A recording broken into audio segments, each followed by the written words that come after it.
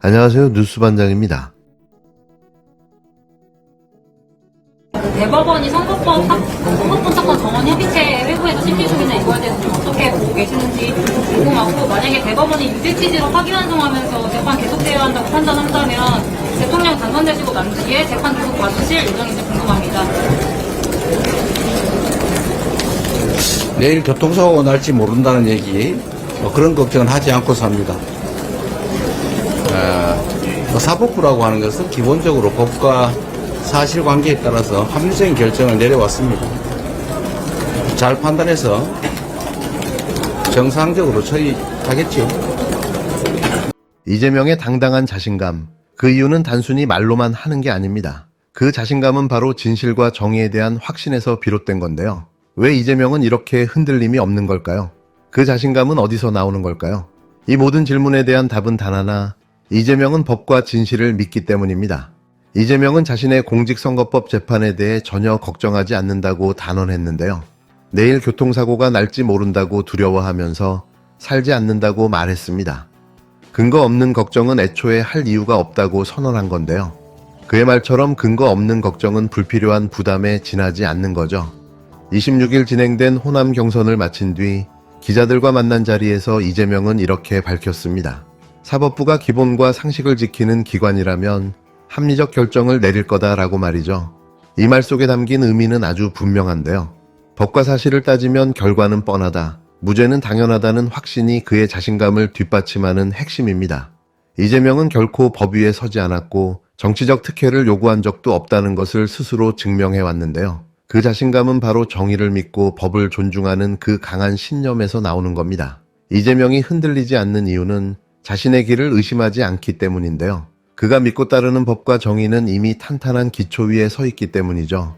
현재 대법원은 이재명 상고심을 전원합의체에 회부하여 심리하고 있는데요. 이례적으로 속도를 높이고 있습니다. 법리를 다시 들여다보면 무죄가 유지되는 건 너무나 당연한 일인데요.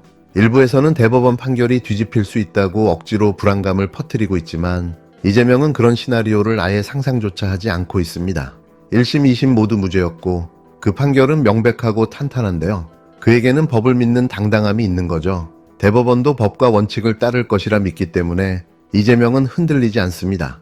그가 말하는 무죄는 그냥 지나친 희망사항이 아니라 합리적이고 논리적인 결과라는 점에서 확신을 가질 수 있는 거죠. 현재까지 경선 누적 득표율은 무려 89.4%인데요.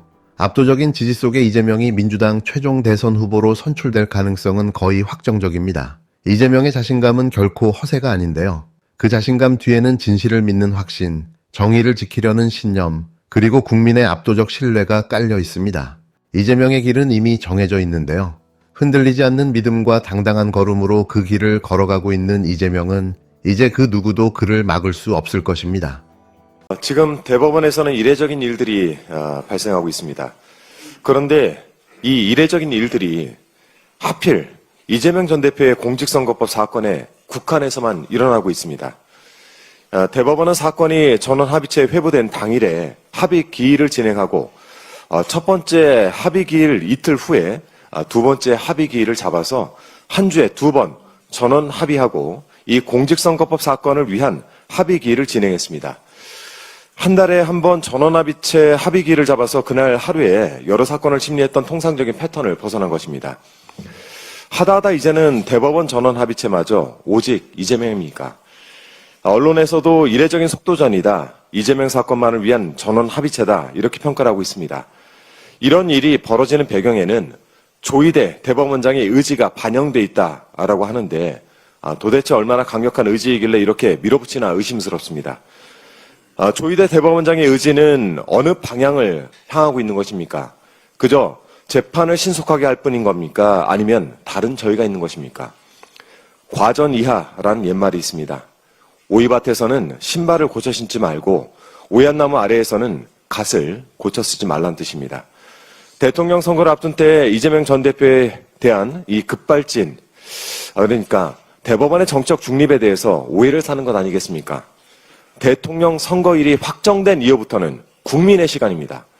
대법원은 국민의 시간에서 물러날 것을 강력히 촉구드립니다. 대체 윤석열과 김건희에게 법이라는 게 존재하기는 했던 건지 참담한 심정이 드는데요. 대통령직에서 파면된 지 겨우 3주가 지났는데도 윤석열 김건희 부부의 범죄 행각이 매일같이 터져 나오고 있습니다. 준법정신이라는 단어를 이자들의 인생에 갖다 붙이는 것 자체가 모욕이라는 생각이 드는데요. 솔직히 말씀드리면 이들은 내란죄로 처벌받지 않았더라도 평생 감옥 담장을 단 한 번도 벗어나지 못했을 인간들입니다.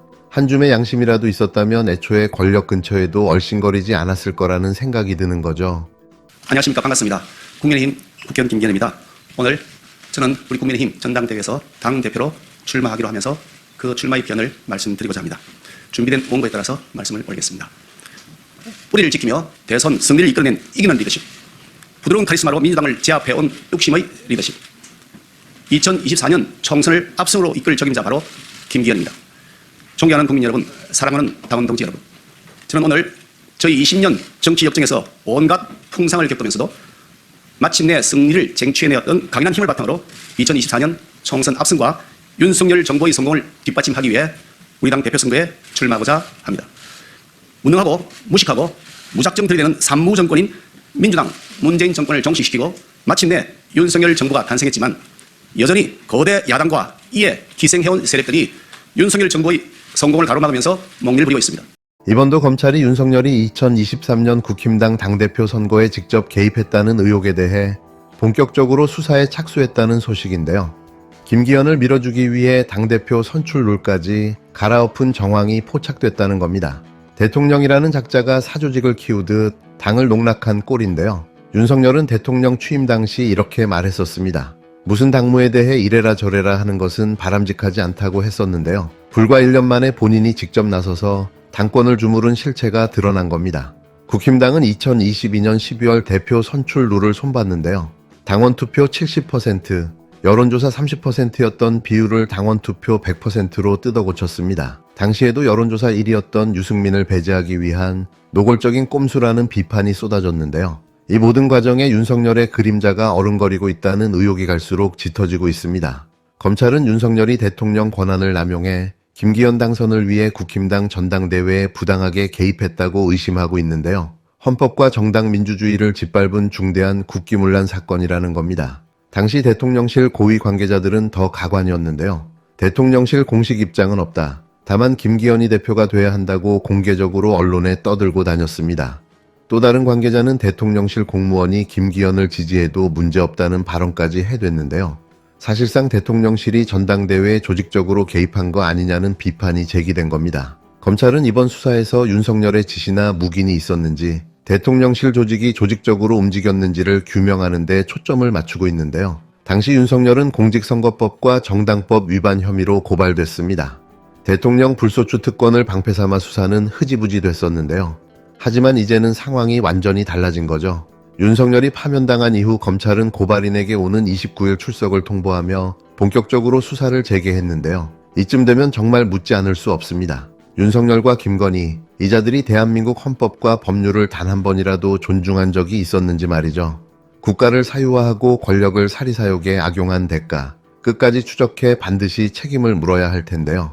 제가 계속해 말씀드렸지만 현재 벌어지고 있는 검찰의 행보가 놀랄 정도인데요. 그간 뭉개고 시간을 끌어왔던 윤석열, 김건희 부부에 대한 모든 수사들을 재개한 겁니다. 다시 말하지만 이건 윤석열 부부를 차기 이재명 정권의 제물로 선물하겠다는 의지로 읽히는데요. 다 털고 갈 테니 살려달라는 게 아닌지 의심된다는 거죠. 그런데 이 눈 가리고 아웅하는 꼴에 또 속아줘야 할까요? 검찰은 해체만이 답입니다. 어제 한덕수 권한대행이 국회에서 추경안에 대한 시정연설을 했습니다. 연설의 핵심은 추경안이 아니라 좀 다른 데 있는 것 같습니다. 한덕수 권한대행은 대미 관세 협상을 강행해야 하는 구차한 변명을 늘어놓기 바빴습니다. 미국발 관세 정책 때문에 우리 산업에 상당한 부담이 초래될 것이다 라면서 협상의 필요성을 강변하고 지금 이 시각에도 여러 국가가 대미 관세 협상을 추진하기 위해서 치열한 경쟁을 벌이고 있다면서 위기감 조장을 하고 있고 우리도 가능한 신속하게 협상에 돌입해야 한다라면서 정당화를 했습니다. 이 협상에서 손 떼라라고 한덕수 권한대행에게 수차례 말하지 않았습니까? 온 국민의 사활이 달린 일을 한덕수 권한대행의 사익을 위해서 악용하지 말라고 더불어민주당은 누누이 경고를 해왔습니다. 각종 외신과 틈만 나면 인터뷰를 하면서 협상의 기술에 대한 일장 연설을 늘어놓은 것 잘 알고 있습니다. 그렇게 해서라도 영어 잘하고 협상 잘하는 국가 지도자 이미지를 구축하고 싶었겠죠.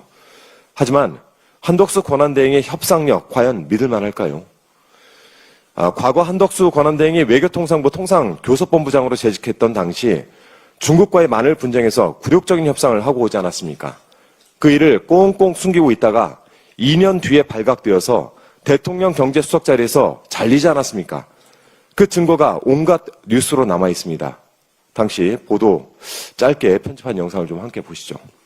수입 자유화된다는 사실을 은폐한 문제와 관련해서 당시 협상을 담당했던 한덕수 대통령 경제수석과 서규룡 농림차관이 책임을 지고 오늘 물러났습니다. 지난 2000년 7월 중국과의 마늘 협상 당시 통상교섭본부장이던 한덕수 대통령 경제수석과 농림부 차관보이던 서규룡 차관이 오늘 마늘 협상에 책임을 지고 물러났습니다. 일방적으로 이렇게 포기하는 형식으로 외교협상에 임한다는 것은 향후 다른 외교적 협상에서도 똑같이 그 협상을 진두지휘한 건 저였고 관계부처와 협의를 유도한 것도 저고, 그러니까 100% 제 책임하에서 진행된 협상이다.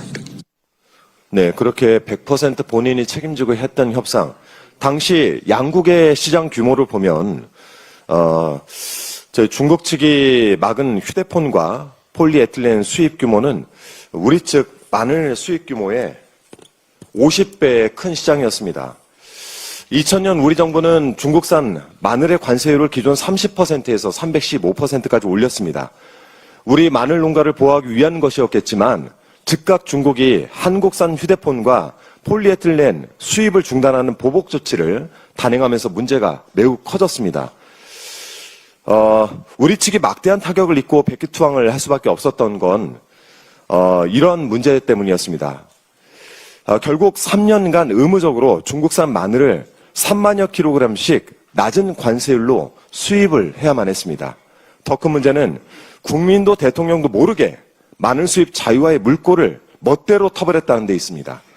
양국 간 합의문 부속 문서에 세이프가드 연장을 2년 반으로 제한한다라는 조항을 숨겨놓고는 이 조항을 한덕수 당시 통상교섭본부장이 은폐했던 것입니다. 국민께 떳떳하지 못할 협상을 협상이랍시고 해왔던 자가 이제는 대미 관세 협상에 앞장서고 있으니 정말 어처구니가 없습니다. 지난 2007년 국무총리 지명자 인사청문회 당시 이 마늘 협상 이면 합의 파문을 지적받자 한덕수 권한대행이 이렇게 얘기했습니다.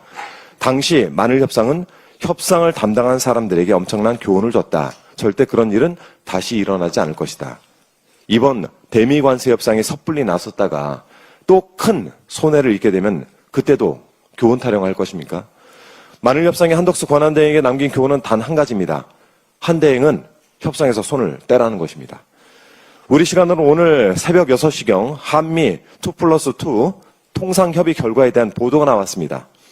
최상목 경제부총리는 관세 면제와 예외가 필요하다는 입장을 전달했다고 하면서 7월 초 패키지 합의를 추진하겠다라고 밝혔습니다. 그런데 과연 그 패키지 합의의 내용이 무엇인지 분명하게 말하지 않았습니다.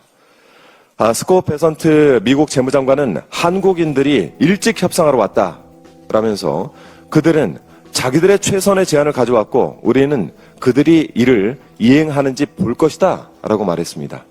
이게 협상입니까? 패키지 합의는 무엇이고 최선의 제안은 무엇입니까? 크게 우려하고 계시는 국민 앞에서 이 내용에 대해서 소상히 보고를 하시기 바랍니다. 그리고 최종적 합의와 결정은 다음 정부의 몫이라는 점 분명히 말씀드립니다.